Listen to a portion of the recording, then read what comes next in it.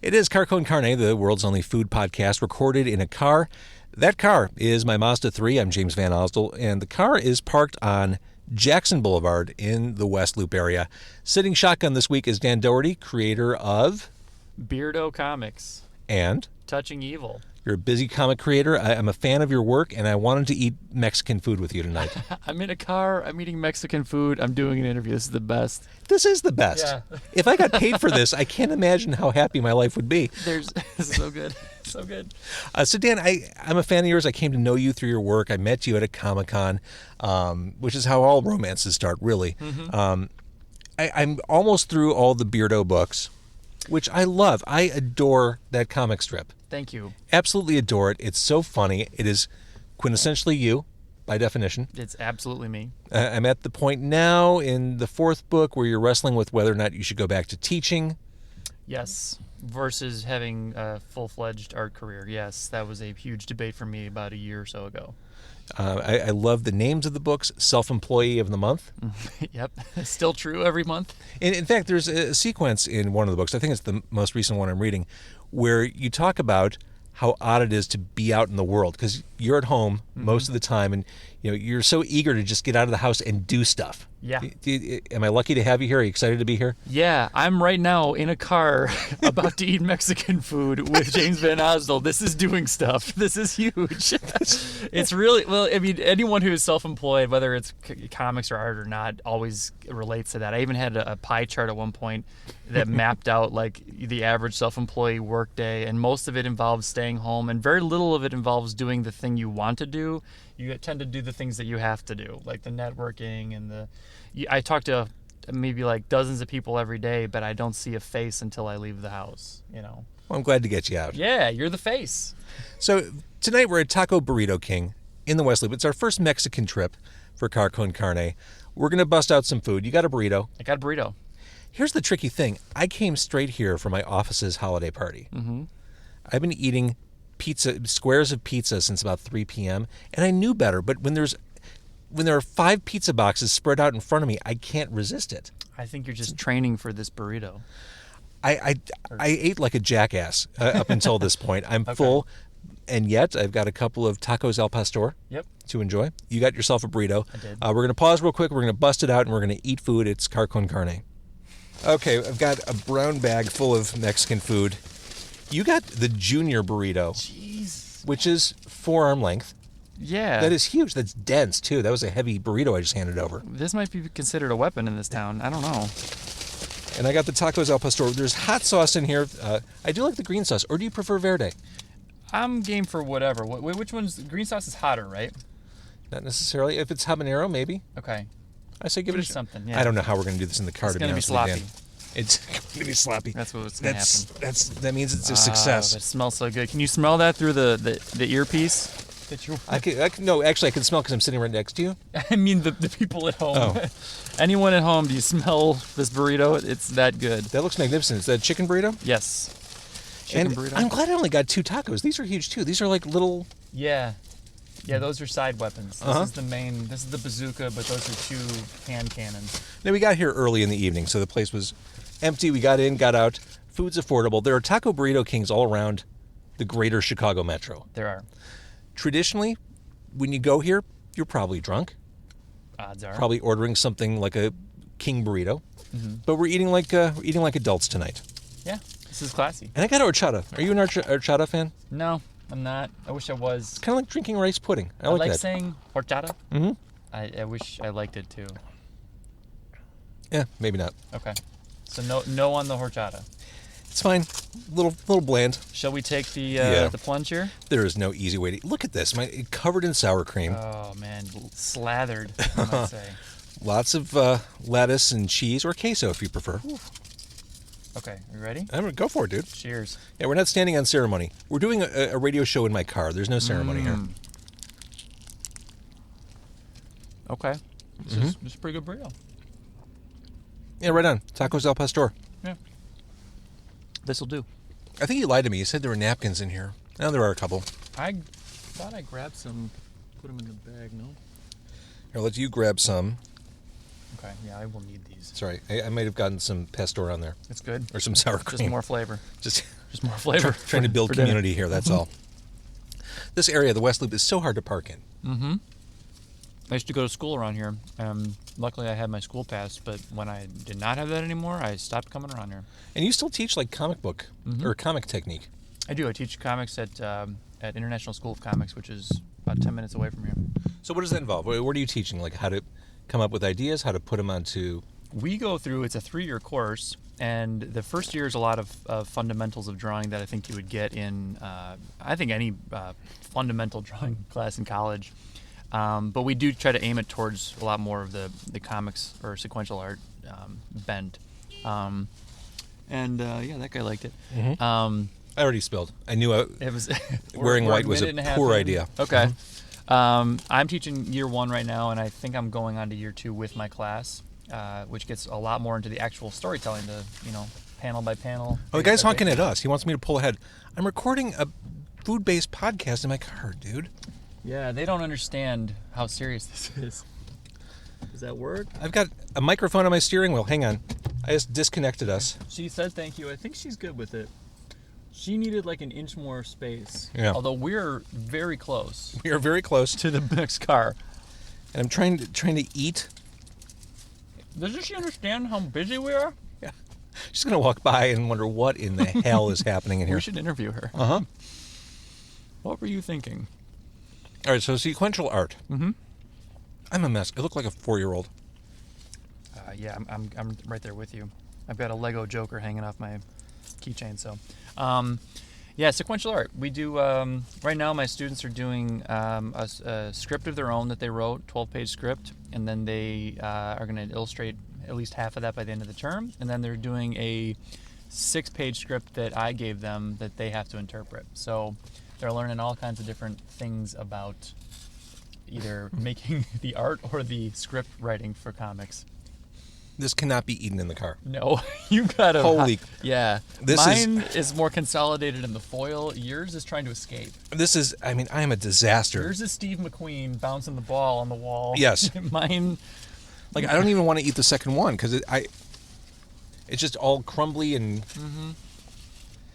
Didn't they realize we were going to be sitting in a car talking? Jesus. I remember, when I'd feed my 2 kids when they were infants, or I guess toddler age, and I'd spoon feed like sweet potatoes and carrots, and it would get all over the bib. I am that child with food all over his bib. You are. You look like my 7-month-old. Did you just have some vegetables go rogue in between the seats? Something went rogue, yeah. Yeah, okay. This is add it to the list. Pay. It's fine. Yeah. Oh, she's not even walking past the car. She doesn't even want to know. She does. Yeah, she's actually probably just going to abandon the car. So as you're teaching these kids and seeing their work, do you see kids who are doing stuff where you think, oh man, he or she totally has it? Like, get out of this kid's way. Yeah, they're the beauty part is they all came there. They paid their own money. They're willing.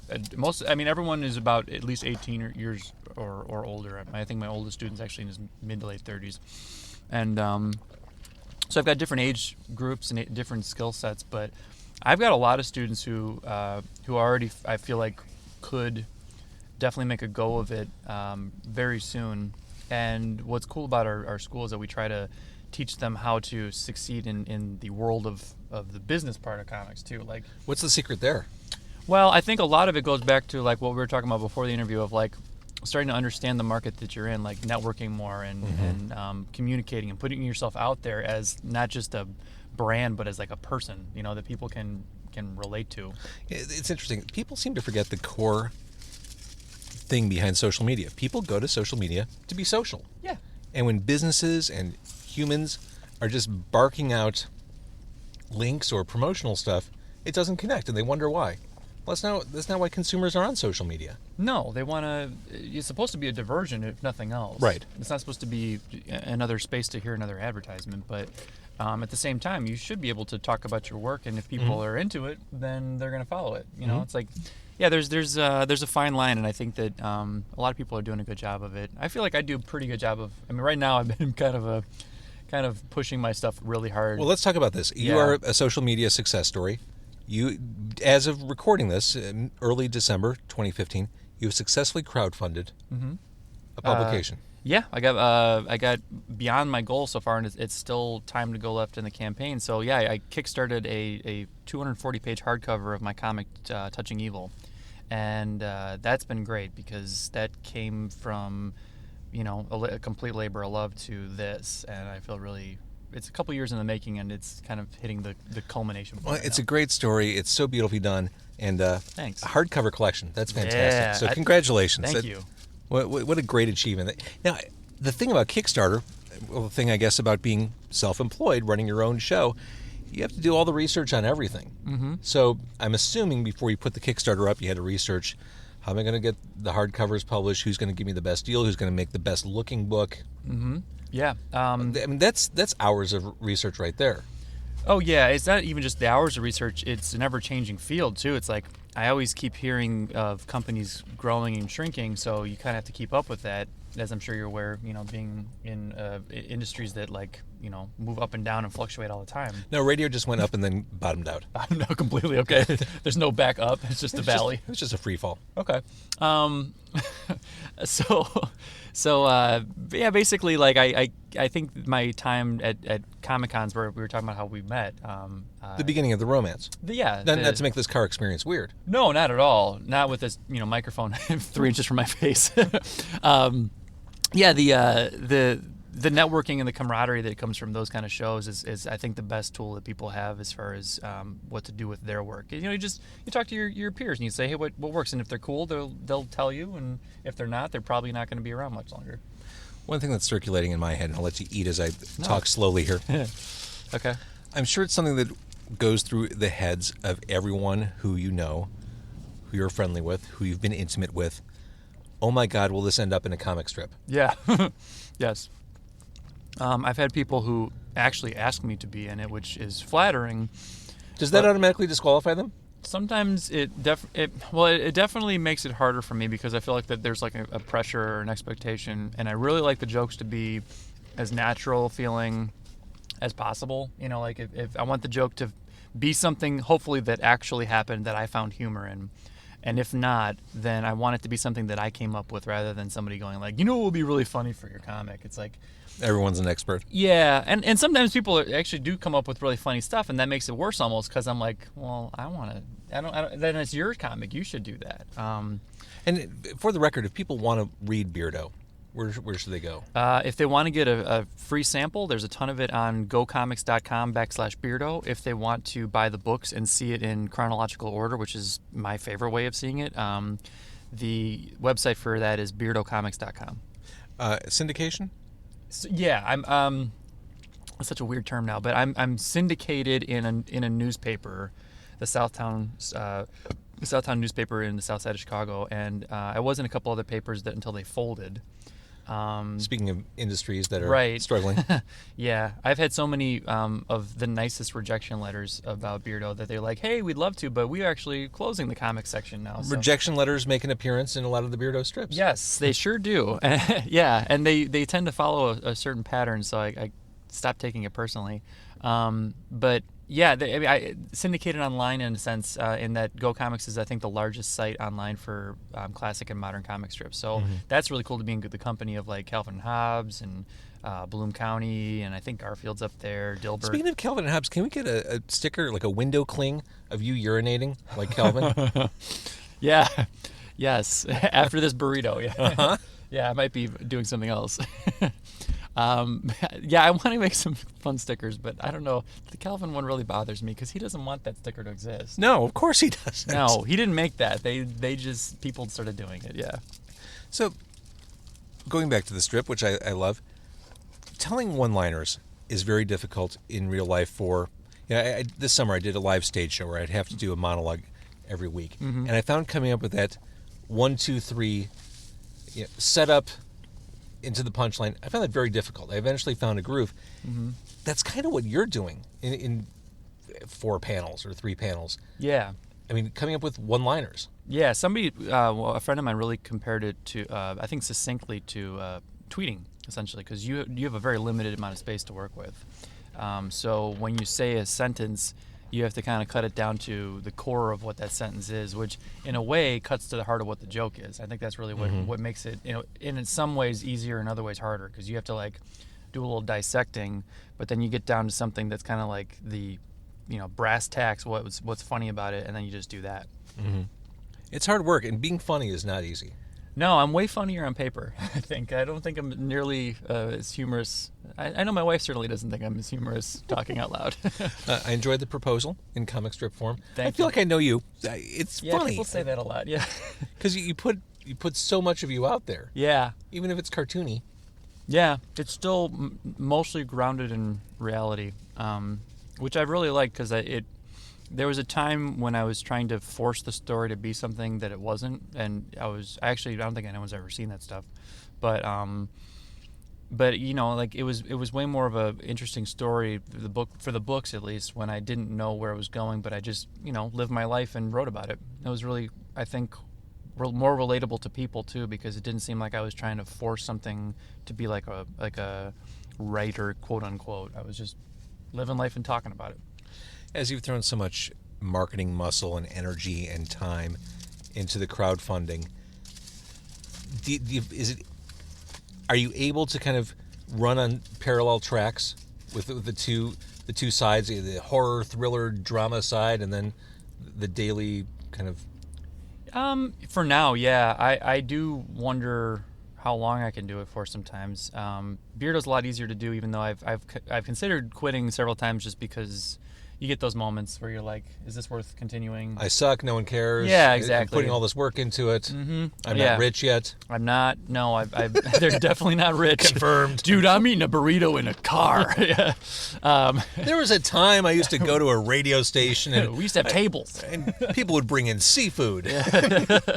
No, but I mean, I've considered it, but then I really enjoy it. My fans have definitely made me change my mind a few times. But I actually really like working on projects that are different from one another, because I feel like it clears any cobwebs in the creative process. When you get stuck on one thing, I think it means you're taking it a little bit too seriously, and then you got to back off and do something else. Tell me about music. Music is a part of Beardo. Mm-hmm. You're also in a band in IRL. Yeah. LOL. Yeah. Mm-hmm. FL something. I don't know. FML. Yeah. Mm-hmm. I'm in a band called On the Off Chance. We just played a show this past weekend at Chicago Street Pub, and it was great. We did mostly, almost entirely an original set. We almost always do an original set, but we threw in some Christmas covers because of the season, and we actually threw in a little STP because of the circumstances. Yeah. We're recording an album right now, which the goal right now is to have it out around spring or summer of next year, and we want to have it on vinyl. So we're gonna probably go to our crowdfunding resources and see if people actually want that too. I bet they would. I would hope so. Vinyl's more of it's an expensive endeavor, but it's way more fun. It's like I like CDs, but CDs is just kind of like you don't have the same attachment to them as you do with something like a vinyl record. It's so funny. I was cleaning out my attic this past weekend, and I came across the vinyl record that I Fight Dragons crowdfunded. They did a really nice job. The packaging, the artwork, everything about it was top flight. And I don't even own a turntable anymore, but I thought, I'm really glad I did that. Yeah, I mean, it's cool is that they still offer like digital downloads that come with them, so you almost have it as like, I think it's like the replacement for posters now. It's like, not to say that, I mean, there's some people obviously that just think vinyl sounds better, and I understand that logic, and I get it, but I just like the idea that I have this really nice piece of art that goes along with my music, and I listen to my records too, but I'm not an audiophile in the same way that some of my friends are. What was the first album you ever bought? It was actually on CD. Period. Well, if we're going off a cassette, I want to say it was somewhere. It's either like Michael Jackson's Thriller. Sweet. Or, this is weird, En Vogue. Really? I remember I had to buy it for, I mean, I loved it, don't get me wrong, but I had to buy it for something to do with school, because we had like I don't remember what it was. There was some sort of assembly or something, and you had to know this one song off of it. It was Free Your Mind. Sure. The rest will follow. Yeah. Be colorblind. Don't be so shallow. But the first CD I bought, coincidentally enough with, again, the circumstances, was Stone Temple Pilots' Purple, and also the Crow soundtrack, which had Big Empty from Stone Temple Pilots, which then I got into a bunch of bands off of that from there. Like Jesus and Mary Chain was on there. Nine Inch Nails was on there. Kill Cult was on that. Kill Cult was on that. The Cure, which I had heard The Cure, but I think I started appreciating The Cure more after that. Well, that's a great song on that soundtrack too, Burn. Yeah, that's a really cool set, and is that the opening track on it? I think it is. Yeah, and basically it's a 1-2 punch of them and I think Nine Inch Nails. Yeah, doing Joy Division. Yep. Dead Souls. Yeah. Oh, that's again, and then Rage Against the Machine's on there. Mm-hmm. Yeah, that was a big soundtrack. It was, and I was way too young to be listening to it, and I loved every second of it. And which makes me feel old because I believe I was playing that on the radio as you were listening to it. Yeah, yeah, I probably heard. I learned it from watching you. But I was a kid who, when music was starting to become important, as quote unquote, was like Nirvana and Pearl Jam and Stone Temple Pilots, even though they were hated for most of that era. They absolutely were. Yeah, I could never officially defend them when I was a kid because they always were just basically just they arrived too late. Yeah, and they were I guess too radio friendly. They weren't pissed off enough. Although you go back to that first album, Cracker Man and Sex Type Thing are so good. Yeah, that first album, Wicked Garden is a great song. Yeah. I love Wicked Garden, and that wasn't even really a big single for them. It was Plush and Creep and what else? There's another one on there. Well, Sex Type Thing too was definitely a big single. I remember I had just started at Q101, the alternative radio station, as an intern. Mm-hmm. This was 93. And at the time, Q101 had just switched format to alternative. Before that, it was adult contemporary. And Q101 was calling itself alternative, but it was very conservatively alternative, dipping its toes into that water. I mean, they were playing stereo MCs, but also maybe Tom Petty, like or that Life is a Highway song still appeared, but also Friday I'm in Love by The Cure, very tentatively. And I'll never forget, every week, all the local record promoters would come in and they'd line up and they'd go in, they'd have their 10 minutes with the music director to promote what they're working on, let the music director hear what's happening. And the music director would occasionally say, okay, we're going to put your record into rotation this week. And I'll never forget, in like this waiting room, hearing the Atlantic Records guy get on the phone. He was so excited, get on one of our landlines, calling the office in New York. We got the acoustic version of Stone Temple Pilots Plush added into rotation. It's the first grunge record Q101's ever added. It was a big deal. So before Nirvana made it into rotation, before Pearl Jam, it was the acoustic version of Plush. Crazy. Which is such a pussy move. Like, yeah, we're going to play grunge, but it's going to be this acoustic performance. It's going to be the acoustic version of Plush. And actually, Plush is not one of my favorite songs of theirs, because it gets played so much. But that acoustic version really hit with people, too. Oh, man. Yeah. Crazy. So I was listening to a podcast the other day that was talking about STP, and the guys who were talking are exactly my age, so I think we had almost identical experiences. And they said something that I remembered in hindsight, that STP, the year that Core came out, got voted the worst band of the year by Rolling Stone and the best band of the year by the Critics Poll in Rolling Stone. Isn't that amazing? At the same time. Same year and everything. Yeah. So... You know, I feel like I've said this on the podcast before. The transformative moment for me with STP was seeing them live. Because Scott was such a charismatic frontman along the lines of Iggy Pop, along the lines of Mick Jagger. Yes. I mean, David Bowie. Yeah. I mean, swagger goes a long way in rock and roll, and he was just head to toe loaded with it. I saw them for the first time live that I could go see them was Tiny Music. So it was like 97. And yeah, he was insanely all over the place, and in a good way. He was really like singing right on with the songs on point, but he was like writhing like an animal. And at one point, the Grim Reaper came out on stage. This is not meant to be morbid, but took off his mask, and it was Dennis Rodman. And then Scott Weiland rode Dennis Rodman around the stage and kept singing his songs.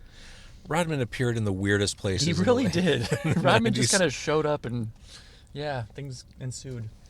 Rodman missed his calling. He was a rock star trapped in the body of a basketball player. Yeah. It's funny, as I was going through my attic, I found all my old archives, and I found a cassette tape appearance of Rodman on the radio. Because he occasionally, when he had downtime, would just show up and do radio shows. He needed a lot of guidance, but he would just get on the air and just start yammering. I don't think he could ever sit still. I mean, do you remember like when he was on the Bulls, he'd have that bike machine on the sidelines, and he'd be... Yes. and be cycling in between on the breaks, like whether it was with the quarter breaks or like even on some of the timeouts. He'd be like, okay, I'm gonna go on the cycle. I'm like, what is this guy made out of? I went to see last weekend. I went to see a Milwaukee Bucks game. It was my son's birthday. I wanted to do like a big man event. Sure. So I thought, okay, let's go to the Bulls game. The Bulls were in town last Saturday night. Not that I forgot, but I needed reminding. Bulls tickets are so cost prohibitive. Mm-hmm. Holy crap. Couldn't do it. Mm-hmm. So then I jumped on StubHub and got Milwaukee Bucks tickets, like not far from the court for like a third of the price of really bad Bulls tickets. Right. I mean, granted, the Bucks are at the bottom of the NBA, but still, it was a live basketball game. I kind of, scratched that itch. It's good. I mean, live basketball is pretty fun. I haven't been to a game in forever. I'm lucky I got to see. Yes. I'm lucky I got to see the Jordan Bulls at one time, and that was just a sheer fluke. But yeah, Bulls tickets. I think I actually looked at them a year ago or so for some reason. And yeah, they're still pricey. Yeah, I mean for one game in the season where the stakes are low. Yeah, it's not like a playoff game or anything. Right. Yeah. It's just too much. But we made a total man's night. We stopped by Epic Deli on the way out there, which is in Johnsburg, which is way northwest, like McHenry County, because they have a sandwich named after me. Oh, that's awesome. What is the James Van Osdell? It's actually the JVO. Okay. It's JVO. Open-faced barbecue sandwich on cornbread. Awesome. Topped with bacon, deep-fried pork belly, pulled pork, fried pickles, Carolina mustard barbecue sauce, coleslaw, and served with a side of honey. Holy moly. It's fabulous. That's what makes you. That's you in a sandwich. That's me in a sandwich with the honey. Of course. Yeah, you got to. But they do all kinds of insane, huge, over-the-top sandwich creations. My son had some chimichanga-style sandwich that was stuffed with chicken tenders, cheese sticks, like mozzarella sticks. Holy cow. Pork, root beer barbecue sauce. That was what we did for Man's Night. You didn't try to do that in the car, though, right? No. We sat down. Yeah, I think I would see evidence of that in here. I left there feeling like a bad parent, feeling like a bad human. Like I don't want to see any basketball. I just want someone to put me in bed, rub my tummy. Yeah. Did you eat your sandwich? I had about 3/4 of the JVO. Okay, but you ate. Yeah, that's right. It's so meta. Yeah, that's really like a snake eating its own tail. I mean, exactly. It's you in a sandwich. So, all right, Dan, to catch up with you, if people are interested, and I hope they are, because I can't say enough, what a talented guy you are. Thank you. How lucky am I to have you sitting shotgun tonight? I'm honored to be here. Oh, stop. All right, where can people find you on the World Wide Web? You can find me at beardocomics.com for all my books. You can go to Facebook and find me under Dan Dougherty, or you can like my pages, Touching Evil, Beardo, and the band's pages on the off chance. And you can go, again, to gocomics.com/Beardo if you want to read my comic. Even if you wanted to work with the rest of us suckers, you don't have the time. I gotta eat in the car. That's how busy I am. Yeah, you got a lot going on. Dan, thank you so much for being part of the podcast. Thanks for having me. And if you're listening and you like what you heard, tell a friend. We could use the help. And I say we because I'm including Dan right now. Car Con Carne is on Twitter at Car Con Carne, carconcarne.com. And if you feel the urge for really $1 a month, you can help support the future of car-based meat podcasting. The link to the Patreon page is there, and it does help because these meals aren't cheap. So whatever you can do to help support the future of car-based food podcasting, I'd greatly appreciate it. Thank you for listening.